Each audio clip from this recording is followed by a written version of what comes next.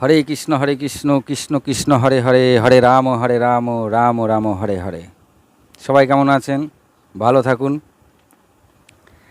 আমি কিন্তু কোনো মহারাজ নই, আমি কিন্তু কোনো কথাবাচক নই। আমি একজন সাধারণ কৃষ্ণর দাস।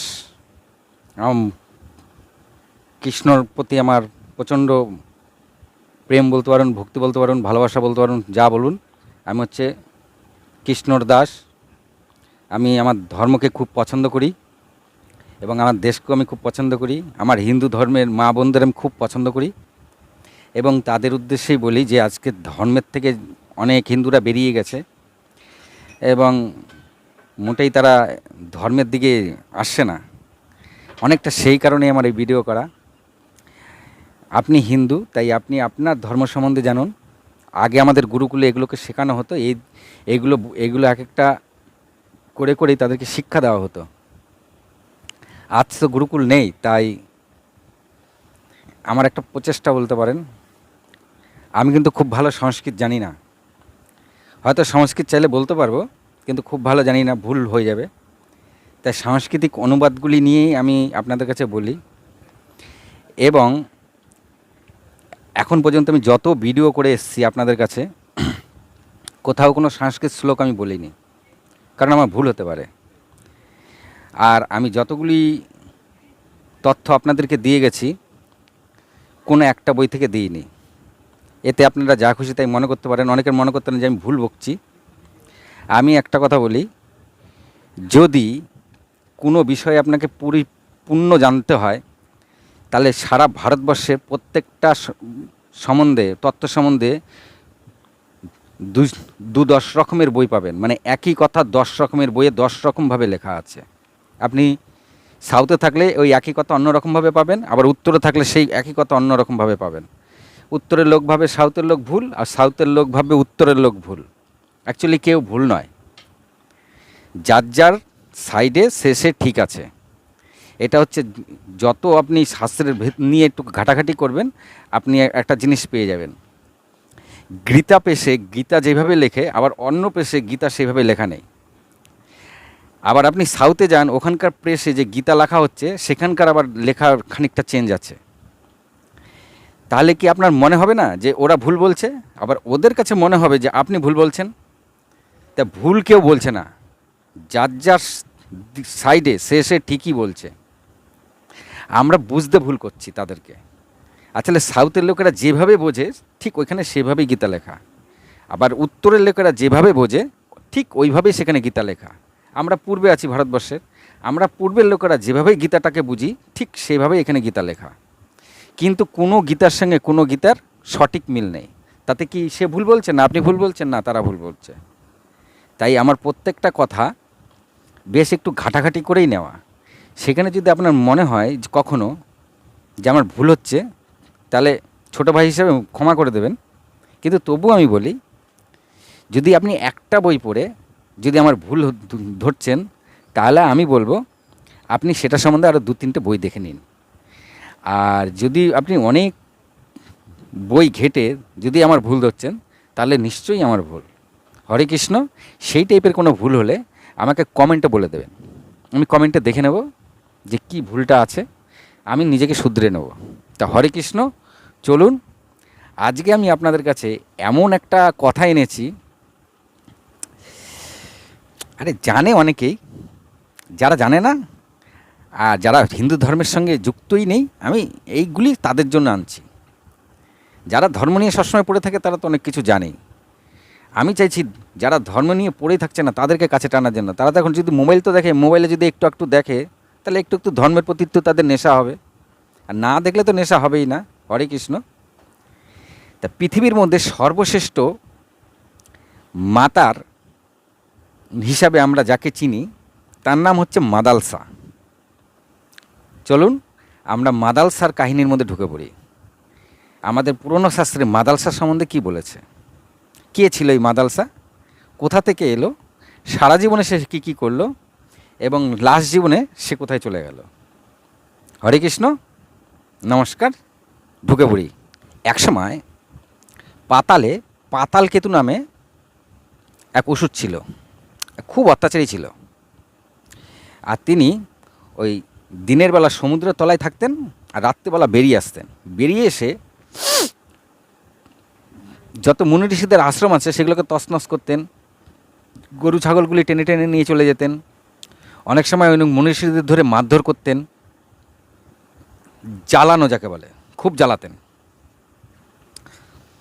আবার অনেক সময় অনেককে অপহরণ করে তুলে নিয়ে যেতেন, নিয়ে গিয়ে তার পাতাল রাজ্যে আটকে রাখতেন। তা অত্যাচারের মাত্রা খুবই বেড়ে গেছিল। সেই সময় গালব ঋষি তার অত্যাচারে অতিষ্ঠ হয়ে উঠেছে। মানে গালব ঋষি কিছুতেই যজ্ঞ আদি কিছু করতে পারছিল না তার জন্য। যখনই সে যজ্ঞ করত গালব ঋষি, তখনই তা গালব ঋষি অতিষ্ঠ হয়ে উঠেছে। গালব ঋষিকে খুব জ্বালাচ্ছে ওই পাতালকেতু। সে সময় সবচেয়ে বড় নাম করা যে রাজা ছিল তার নাম ছিল শত্রুজিৎ। আর শত্রুজিতের এক পুত্র ছিল, নাম হচ্ছে ঋতুধ্বজ। শত্রুজিৎ যেমন পরাক্রমী রাজা ছিল, সেমন তিনি প্রজাদের জন্য সবসময় কিছু না কিছু করত। শাস্ত্রেও প্রচণ্ড জ্ঞানী ছিল। ঠিক তিনি শত্রুজিৎকেও তেমন তৈরি করলেন। শত্রুজিৎ শাস্ত্রে অস্ত্রে প্রচণ্ড পারদর্শী হয়ে উঠল এবং শত্রুজিৎ তার কৈশোর অবস্থা থেকেই তিনি বিভিন্ন যুদ্ধে যাতায়াত শুরু করলেন, যুদ্ধে যেতেন এবং যুদ্ধে জয়লাভ করে আসতেন। এইভাবে শত্রুজিৎ প্রচণ্ড পারদর্শী এক যোদ্ধা হয়ে উঠল। তার পিতা শত্রুজিৎ ঋতুধ্বজ পারদর্শী হয়ে উঠল। তখন পিতা শত্রুজিৎ তাকে যুবরাজ ঘোষণা করে দিলেন। আর আরেক দিকে এক গন্ধর্বরাজ, নাম হচ্ছে বিশ্ববসু। এই বিশ্ববসুর এক কন্যা ছিল, নাম হচ্ছে মাদালসা। মাদালসা এত অপরূপ সুন্দর দেখতে যে যেই দেখতো সে ভাবতে হয়তো কোনো অপ্সরা। এত অপরূপ সুন্দর দেখতে, তার রূপচর্চা নানান দিকে ছড়িয়েছিল। এইটা ওই পাতালকেতুও জানতে পেরে যায় যে এরকম বিশ্ববসুর কন্যা খুব সুন্দর দেখতে। তা পাতালকেতু ঠিক করলো তার কন্যাকে সে অপহরণ করে নিয়ে যাবে এবং সময় টময় বুঝে তাকে বিবাহ করবেন। তা একদিন ঠিক পাতালকেতু চুপ করে এসে রাতের অন্ধকারে মাদালসাকে তুলে নিয়ে অপহরণ করে নিয়ে চলে গেছে তার রাজপুরীতে পাতালে। এবার তিনি মাদালসাকে বিবাহ করবেন যথারীতি। এদিকে গালব ঋষি পাতালকেতুর অতিষ্ঠ হওয়ায় তিনি মনে মনে ভগবানকে স্মরণ করলেন, দেবতাদের। অলরেডি এক দেবদূত এসে হাজির। তখন গালব ঋষিকে জিজ্ঞাসা করলো যে কী হয়েছে। তা গালব ঋষি বলল যে এরকম পাতালকেতু প্রত্যেক দিন এসে প্রচণ্ড জ্বালা যন্ত্রণা করছে, গরু ছাগল এগুলোগুলো নিয়ে যাচ্ছে, যজ্ঞ আদি হতে দিচ্ছে না। তখন সেই দেবদূত তাকে একটা ঘোড়া দেয় গালব ঋষিকে, বলছে এই ঘোড়াটার এতটাই ক্ষমতা, এ যেখানে সেখানে যেতে পারে এবং যখন তখন গায়েব হয়ে যেতে পারে।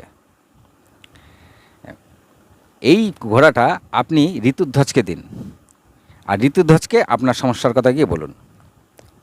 যথারীতি গালব ঋষি বলে এই ঘোড়াটা দিয়ে সেই দেবদূত চলে যায়। তো গালব ঋষি সেই ঘোড়াটা নিয়ে সোজা ঋতুধ্বজের কাছে আসে। সেখানে শত্রুজিৎ বসেছিল। তো শত্রুজিৎকে নমস্কার করে বলল যে ঋতুধ্বজকে আমি এই ঘোড়াটা দিতে চাই এবং পাতালকেতু নামে একজন আছে, সে প্রত্যেক দিন এসে খুব জ্বালা যন্ত্রণা করছে, এর হাত থেকে আমাকে মুক্তি দিতে হবে। তাই ঋতুধ্বজকে আমার সঙ্গে দিয়ে দিন, আর ঋতুধ্বজকে আমি ঘোড়াটা দিচ্ছি, এটা দিয়ে সে পাতালকেতুকে হারানো তার কাছে খুব সহজ হবে। তাই ঋতুধ্বজ আসলে যথারীতি এবং ঋষিকে নমস্কার করে বললো কী করতে হবে। বললো এই ব্যাপার। তখন পিতাকে জিজ্ঞাসা করলো আমি কি যাব। পিতা বললো নিশ্চয়ই যাও, তুমি গিয়ে গালব ঋষির এই সমস্যাটা সমাধান করে আসো। তা পিতাকে নমস্কার করে সেই ঘোড়াটার উপরে চেপে চললো গালব ঋষির আশ্রমে।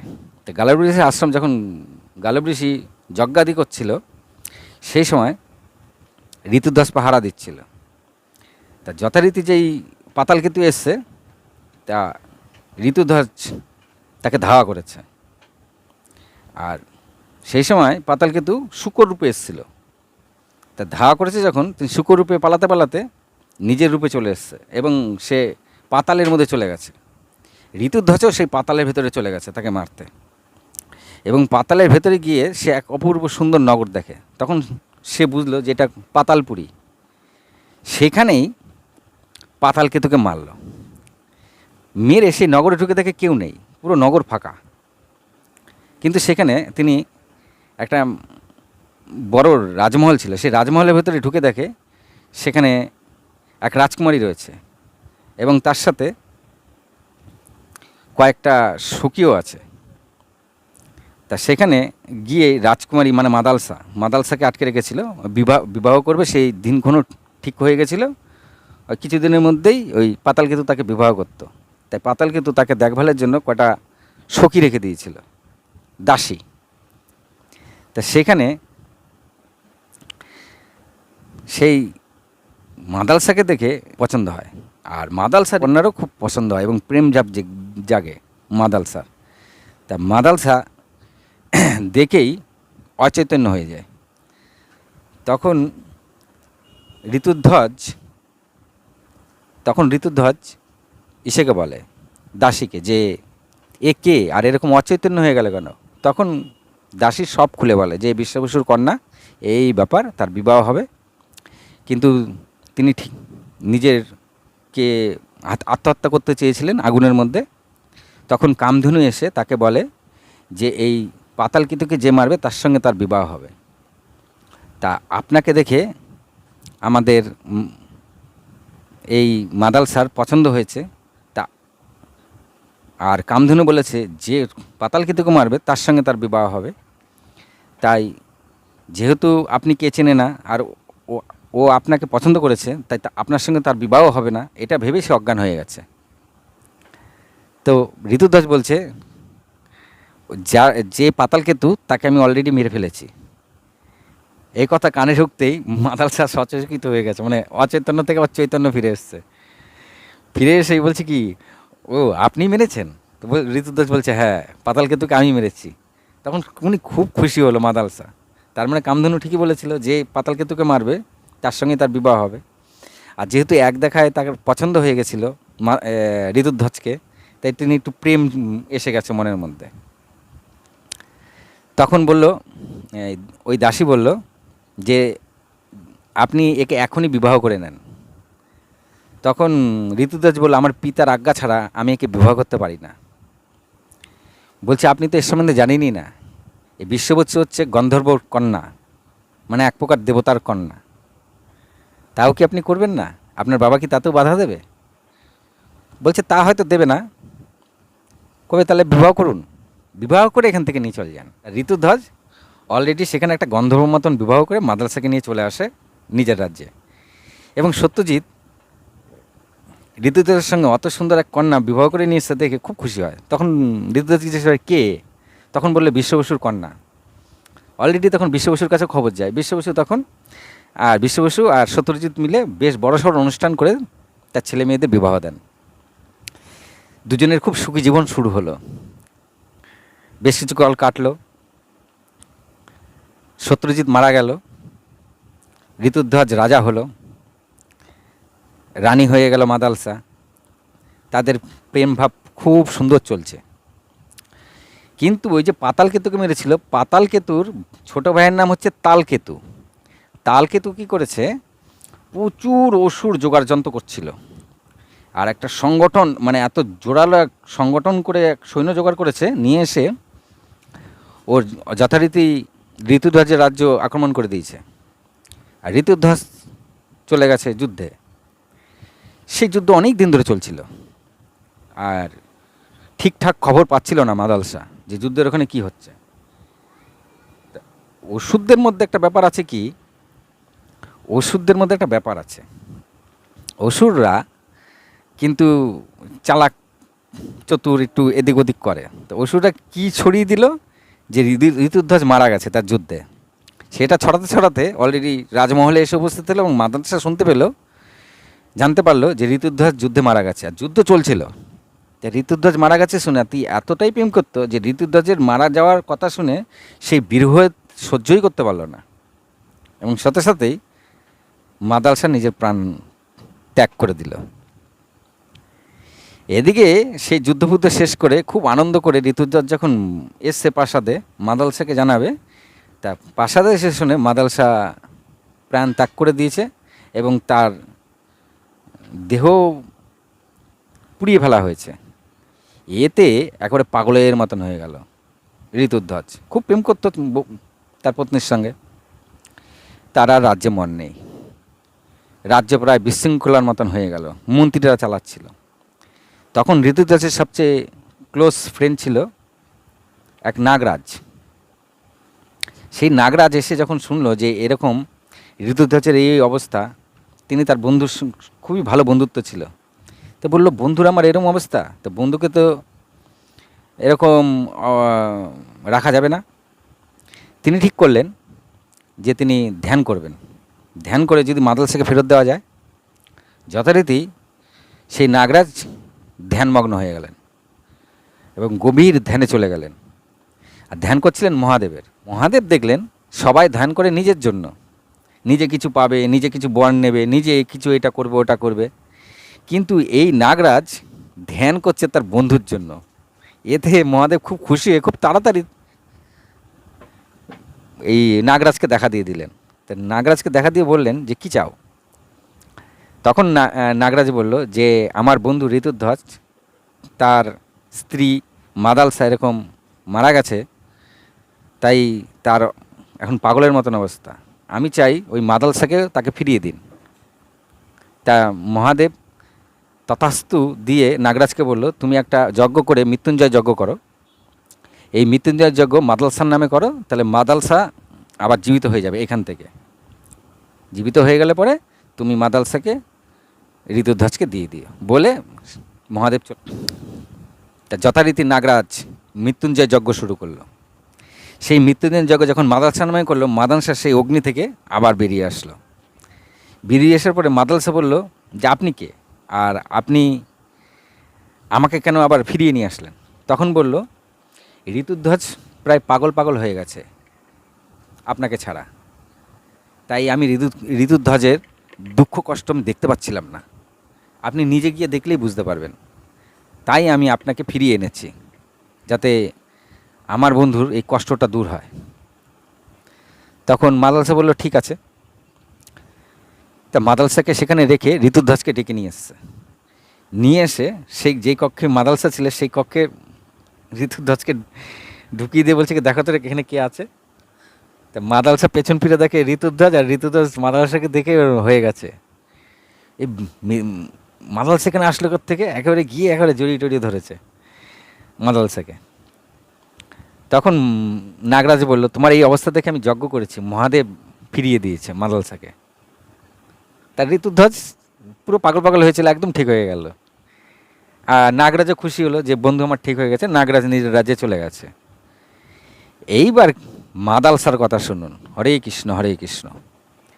মাদালসা কিন্তু ফিরে এসছে মৃত্যু হয়ে যাওয়ার পরে আবার, মানে মাদালসার কিন্তু মৃত্যু হয়ে গেছে। জীবনের কি উদ্দেশ্য, জীবনে কি করতে হবে, এটা মাদালসা খুব ভালো বুঝে গেছে, কারণ তিনি মৃত্যু হয়ে গেছে তারপরে আবার তিনি জীবিত হয়ে এসেছেন। মাদালসার মনের মধ্যে সেই জিনিস আর নেই, কিন্তু তিনি ঋতুধ্বজকে প্রেম করতেন, সেই জন্য ঋতুধ্বজকে বলে চলো। কিন্তু মাদালসার যে পূর্বে যে জীবিত থাকাকালীন তিনি তার মনের মধ্যে যেসব আনন্দ ফুর্তিগুলো ছিল সেগুলো আর নেই। তিনি জীবনের মানে যে বুঝে গেছেন যে জীবনটা আসলে কি। তিনি বুঝে গেছেন যে জীবনটা টোটালি একটা স্বপ্ন, কিচ্ছু না।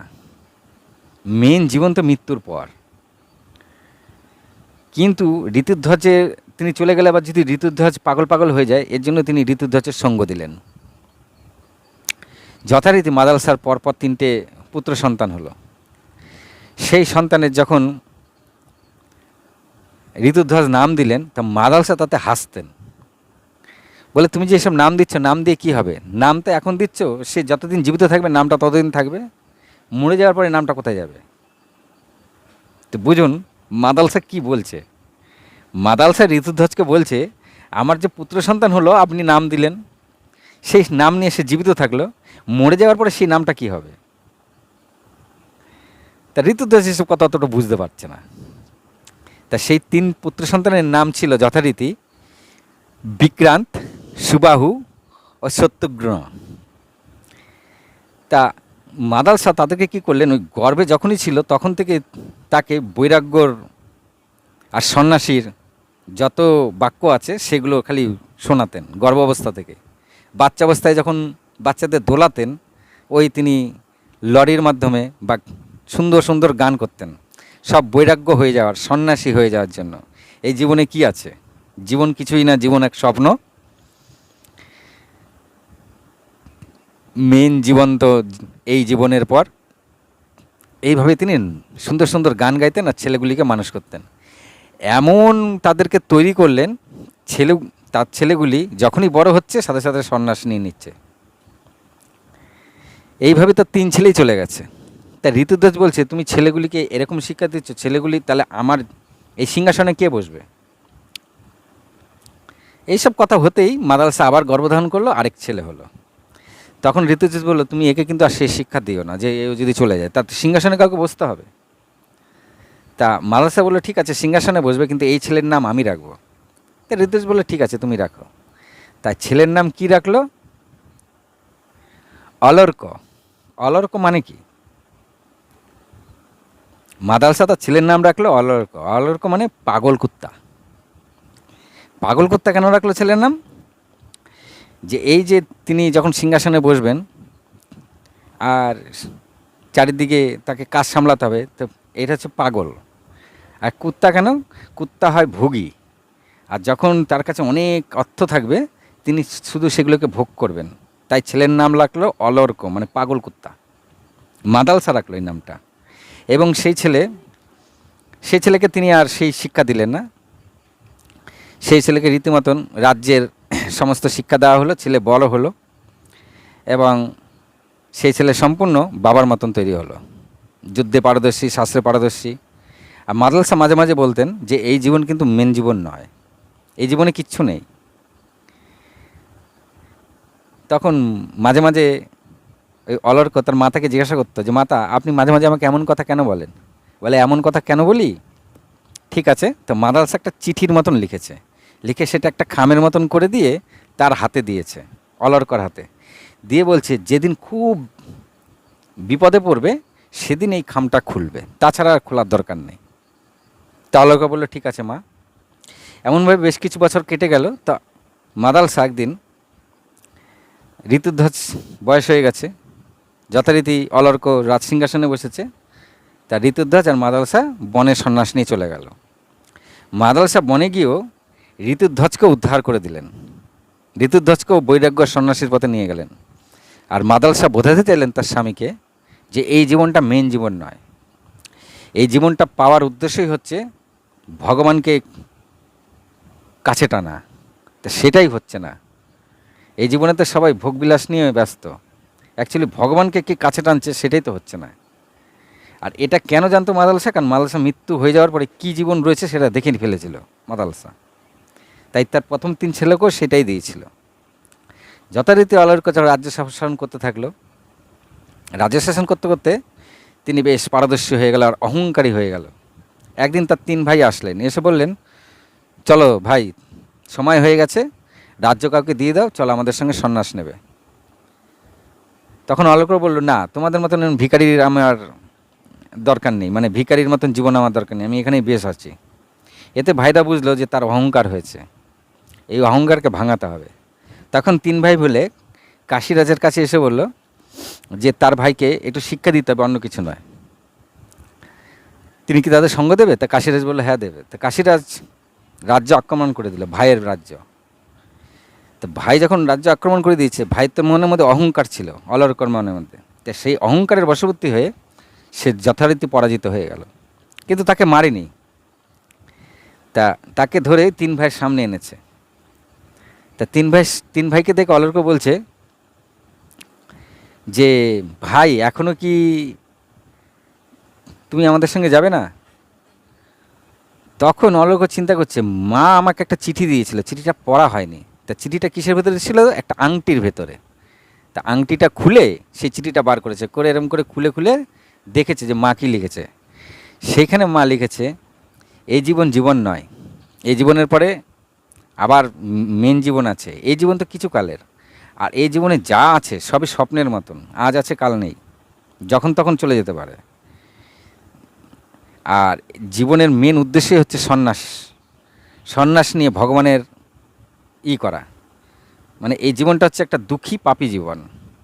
এখানে আসো আর ভগবানের নাম করে চলে যাও, এরপরেও আবার জীবন আছে, এছাড়া আর কিছুই নেই এই জীবনে। তখন সেটা পড়ার পরে অলর্কর একেবারে এরকম হয়ে যায়, সে বলতে থাকে অহম সিদ্ধের মতন আর কি কথা বলতে থাকে, ব্রহ্মজ্ঞান লাভ করে মানে চিন্তাধারার মতন চলে যায়, এবং পাগলের মতন বকতে বকতে তার 3 ভাইয়ের সঙ্গে সেও সন্ন্যাস নিয়ে নেয়। আর এখানে মাদালসার বেশ সুন্দর সুন্দর কথা রয়েছে। তা হরে কৃষ্ণ এখানে মাদালসাকে সবচেয়ে বড় মায়ের উপাধি কেন দিয়েছে? কারণ এই মাদালসাই তার ছেলেদের সঠিক পথটা দেখিয়েছে। এমন কোনো মা নেই যেই মা তার ছেলেকে সন্ন্যাস বা বৈরাগ্য এসবের শিক্ষা দিয়েছে। বেশিরভাগ সময় তার মারা তার পুত্রকে একটু অন্যরকম তৈরি করার চেষ্টা করেছে, কিন্তু মাদালসাই ছিল যে এই জীবনেরটা মেন জীবন নয়, মেন জীবনটা অন্য জায়গায় রয়েছে। এই জীবনে কি করতে হবে সেটা মাদালসা তার পুত্র সন্তানদের বলেছিল, আর তার পুত্র সন্তানদের সামনেই তৈরি করেছিল। এর জন্যই বিশ্বের মধ্যে শ্রেষ্ঠ মায়ের উপাধি এই মাদালসাকেই দেওয়া হয়। এই মাদালসা নিজের সাথে তার স্বামীকেও মুক্তি করে দিয়েছিল। তা হরে কৃষ্ণ, আজকে এই পর্যন্তই, মাদালসার কথা শেষ হলো। একটা দুটো অন্য কথা বলি। আমি এই সব শাস্ত্র যত কথা বলছি খালি আমাদের হিন্দু ভাইদের উদ্দেশ্যে, কেন বোনেরা আছে, হিন্দু বোনেরা মারা ভিডিওটা দেখছে, কারণ আমি সব দেখতে পাই এখান থেকে বসে। কিন্তু হিন্দু ইয়াং জেনারেশন দেখেই তো নাই, কিছু কিছু বয়স্ক লোকেরা দেখে। আমি হিন্দু লোকেদের উদ্দেশ্যে বলছি, আপনারা একটুখানি আপনাদের শাস্ত্র আপনারা জানবেন, আর কিছুই না। আপনার শাস্ত্র আপনি জানবেন, আপনি বুঝবেন যে আপনার শাস্ত্রে কী আছে। আপনি যা আজকে নতুন ভাবছেন তা কিন্তু নতুন নয়, বহু পূর্বেও ছিল, তার পূর্বেও ছিল, তারও পূর্বে ছিল। এই জন্ম কিন্তু পুনরপি জনরম পুনরপি মনোরম। এই জন্ম কিন্তু একটা চক্র, জন্মাচ্ছেন মরছেন, জন্মাচ্ছেন মরছেন, জন্মাচ্ছেন মরছেন, জন্মাচ্ছেন মরছেন, এই চক্রের মধ্যে পড়ে আছে। যতদিন না কর্ম থেকে জ্ঞান যোগ আর জ্ঞান থেকে ভক্তি যোগ আসবে। হরে কৃষ্ণ, নমস্কার, আজ এই পর্যন্ত। ভালো থাকুন, সুস্থ থাকুন।